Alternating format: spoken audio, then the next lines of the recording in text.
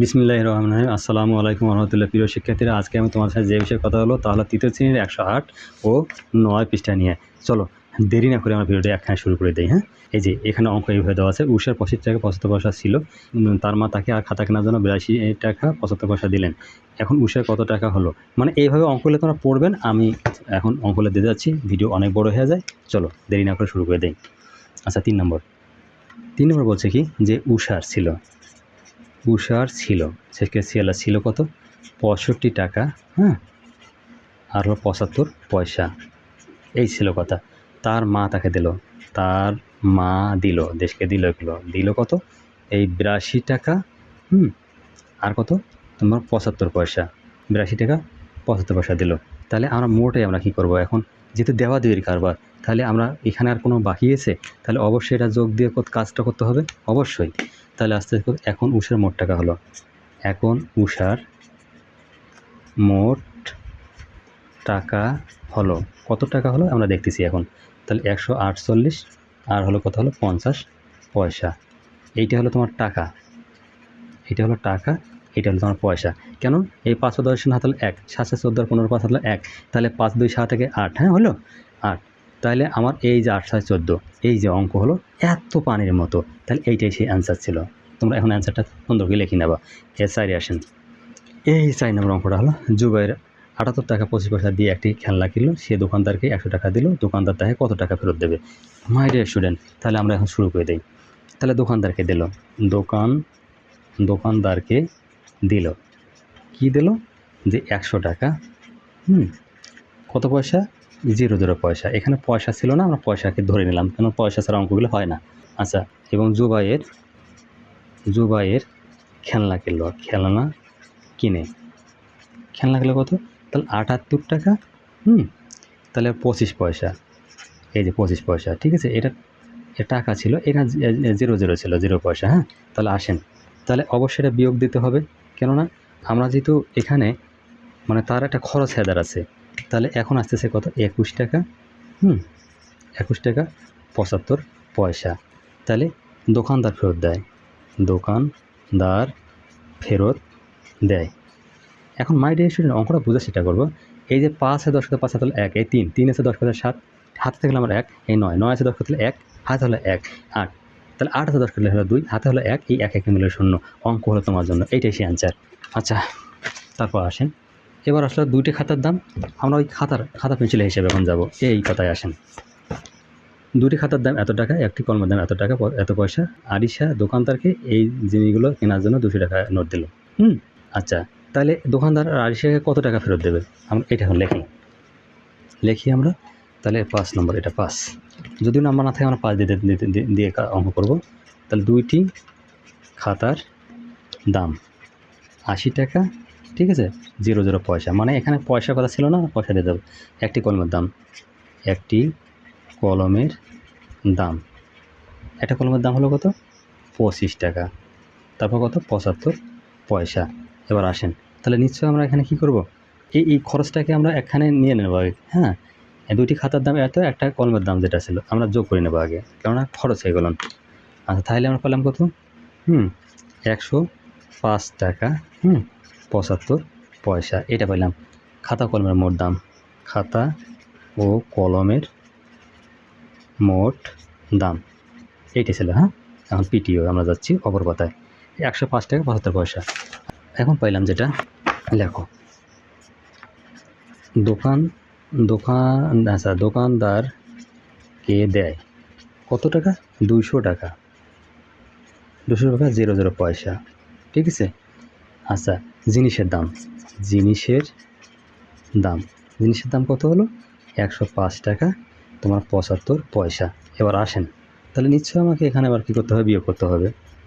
আচ্ছা, তাহলে আমরা আসলো কত এখানে? তাহলে এখানে হলো তোমার হলো 25 পয়সা, হ্যাঁ, তাহলে এখানে হলো 94 টাকা।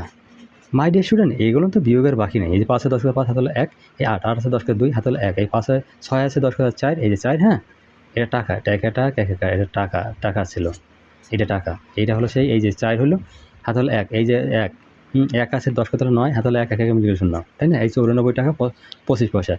এখন দোকানদার ফেরত দেয়, দোকানদার দোকানদার ফেরত দেয়। ঠিক আছে, এটা শুধু উত্তর, এটাই তোমার আনসার সে। হ্যাঁ, আচ্ছা এবার 6 নম্বরে আসেন। 6 নম্বর কী বলছে, যে শিমুল এত টাকা এত পয়সা চাল, এত টাকা এত পয়সা সবজি কেনে, সে মোট কত টাকা খরচ করলো। এবার মোটের কাজ কথা বলছে। হ্যাঁ, শিমুল চাল কিনে তোমার হলো 85 টাকা আর হলো 75 পয়সার। ঠিক আছে, এবার শিমুল সবজি কেনে, তাহলে শিমুল সবজি কিনে কত হলো 45 টাকা, হ্যাঁ, আর হলো 55 পয়সার। এখন দেখেন অবশ্যই আমরা দেখেন মোট হবে, যেহেতু তার মোটের কথা বলছে তাহলে আমরা যোগ অবশ্যই দেবো, না হলে অঙ্কের হবে তোমার রোগ। তাহলে এখানে আসতেছে কত 30 পয়সা, মানে এখানে যে টাকাটা আসে সেই টাকাটা এখানে যোগ হবে আসিয়া, তাহলে 131 টাকা সে মোট খরচ করে, তাহলে 131 টাকা 30 পয়সা। এবার 7 নম্বরে আসেন। আচ্ছা, তাহলে মিতুর ছিল শেষকে সিয়াল্লা ছিল, ওই মিতুর কথা বলা আছে, মিতুর এত টাকা পয়সা ছিল, তার বাবা তাকে এত টাকা এত পয়সা দিলেন, কত টাকা তার হলো এটা মিতুর ছিল তোমার 135 টাকা, হ্যাঁ, 25 পয়সা। আচ্ছা, তারপর তার বাবা দেন কত তোমার হলো 65 টাকা, হ্যাঁ, তারপর হলো 75 পয়সা।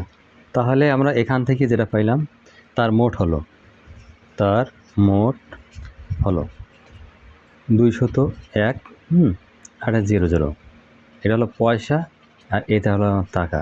মাই ডিয়ার স্টুডেন্ট, না বোঝার কিছু নেই। 5 10 না হলো 1, 7 2 9 10 হাতে 1, এই 1 টাকা এখানে আসবে। 5 10 1 হাতে হলো 1, এখানে 6 3 9 10 হাতে হলো 1, এই 1 1 2। ঠিক আছে, এখানে মানে কিচ্ছু নেই অঙ্কের মধ্যে, তোমরা যেটা ভাববেন হয়তো বা এইটাই সেই অ্যান্সার। এবার 8 আসেন। 8 সেই ভালো হওয়ার পার্ট। এখন বলা আছে আমরা অঙ্কটা একটা পড়ে নেই। এই যে এখানে বলা ছিল তামান্না 35 টাকা 75 পয়সা দিয়ে একটি বিস্কুটের প্যাকেট কিনলো, সে দোকানদারকে 50 টাকার নোট দিল, দোকানদার তামান্নাকে কত টাকা ফেরত দেবে। এই তো ছিল অঙ্কের ভাষা। ঠিক আছে, দেখো। আচ্ছা, তামান্না দোকানদারকে দিল,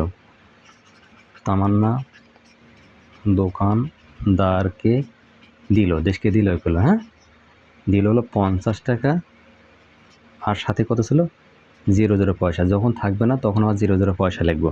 আচ্ছা, তামান্না বিস্কুট কিনে কত টাকা ছিল, সেটা হলো আমার তোমার ছিল হলো 35 টাকা। এই 35 টাকা এটা হলো আমার হলো 75 এই যে পয়সা। তাহলে নিশ্চয়ই আমরা কি করব, এখানে অবশ্যই আমরা বিয়োগ করব, কেননা তার এই খরচটাকে বোঝানো চাচ্ছে এখানে। তাহলে এখানে হলো আমার এই 25 পয়সা। ঠিক আছে, এখানে বলার কি বাকি আছে, 75 পয়সা আছে, 100 পয়সা কত হলো 25 পয়সা না, এইখানে আমার 1 টাকা কমবে, এখানে এই 1 টাকা যোগ হবে, তাহলে 14 টাকা। ঠিক আছে, 15 টাকা যাবে, এখন 35 থেকে 50 কিন্তু 15, তাহলে আমরা এক জায়গায় নাচ্ছি, তাই না। দোকানদার ফেরত দেয়, মানে অঙ্কগুলো খুবই ভালো, ফেরত দেয়, থেকে ফেরত দেয়, এই যে এইটা টাকা, এইটা হলো সে অ্যান্সার। আচ্ছা, তারপর আমরা আসি এখন। এবার আসেন সেই আমাদের 9 নম্বরে। 9 নম্বরটা বলছে কি এখানে, সেই আমার বলছে এখানে এই যে 9 নম্বর হলো লিলি এত টাকা নিয়ে দোকানে গেল, এত টাকা পয়সা দিয়ে একটা জুতে গেলো, তার কাছে কত টাকা রইল। লেখো লিলির টাকা, লিলির টাকা, লিলির টাকা আছে কত হলো 300 টাকা, তারপর হলো 00 পয়সা, মোট কথা হলো পয়সাকে নিয়ে আসতে হবে। সে জুতা জুতা কিনে হলো কত 120 টাকার, আর পয়সা তোমার হলো 65 পয়সা। তাহলে আমরা কি করব, অবশ্যই এখান থেকে যেটা কাজ করতে হবে, তাহলে আমার বিয়োগ করতে হবে। ঠিক আছে, তাহলে তার কাছে রইল, তার কাছে রইল, তাহলে কত টাকা রইল আমাদের এখানে 35 পয়সা, হ্যাঁ, পয়সাটা আমার লিখে নিয়ে যাবে, তাহলে এখানে হলো কত 179, এখানে টাকা। মাই ডিয়ার স্টুডেন্ট, এইটাই হলো অঙ্কের চাকা। এবার 10 নম্বর ওই রকম বলছে যে ডেভিডের আছে, হ্যাঁ, ডেভিডের আছে কত 542 টাকা। ঠিক আছে, তাহলে 78 পয়সা, 7 78 পয়সা, 50 পয়সা। তার মা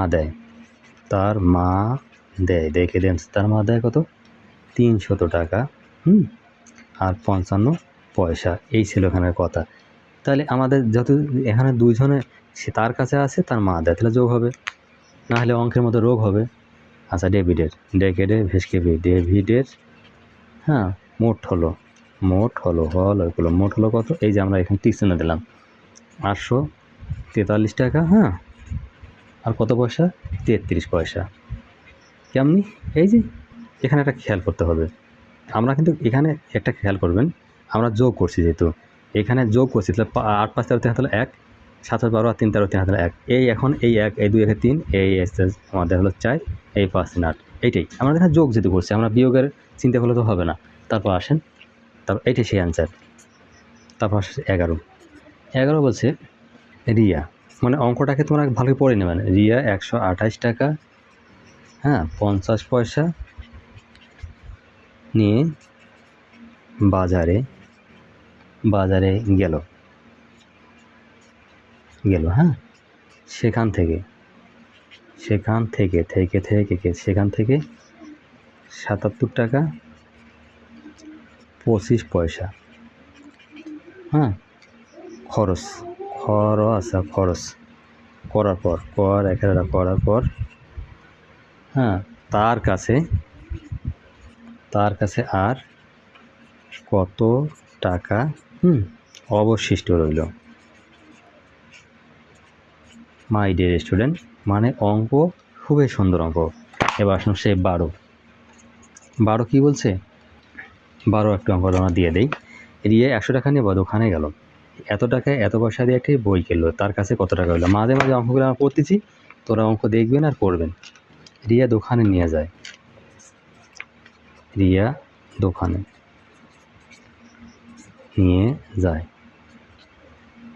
100 টাকা 00 পয়সা, আমাদের এটা লিখতেই হবে।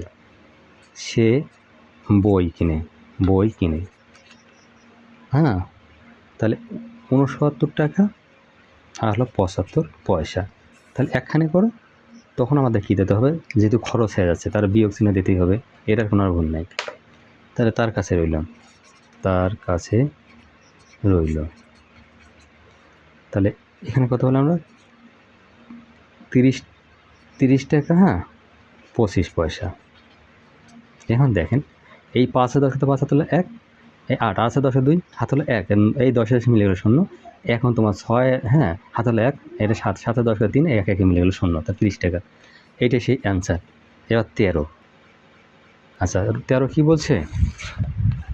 রতন এত টাকা এত পয়সা নিয়ে একটি চানাচুরের প্যাকেট কিনলো, সে দোকানদারকে এত টাকা নোট দিল। দোকানদার রতনকে কত টাকা ফেরত দেবে? ভালো কথা। রতনের করতে হবে যতন। রতন দোকানদারকে দেয়, কি দেয়?